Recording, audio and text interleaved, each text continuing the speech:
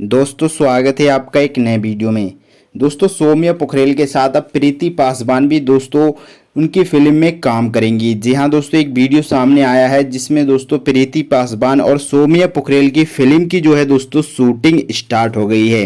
दोस्तों आपको पता ही होगा कि खेसारी लाल यादव और सौम्या पोखरेल की फिल्म जो आ रही है उसके अंदर अब दोस्तों प्रीति पासवान भी काम करने वाली हैं।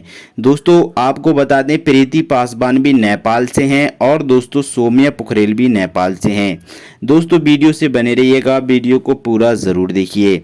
दोस्तों वीडियो में आगे बढ़ने से पहले आपसे एक छोटी सी रिक्वेस्ट है कि इस वीडियो को लाइक ज़रूर करिएगा।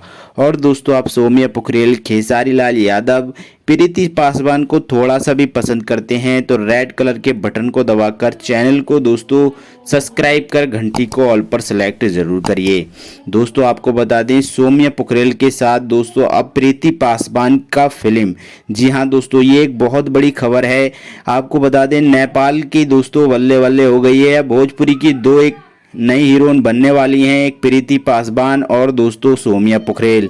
दोस्तों आपकी क्या राय है कमेंट बॉक्स में ज़रूर बताइए। दोस्तों चैनल को सब्सक्राइब कर घंटी को ज़रूर दबाइए।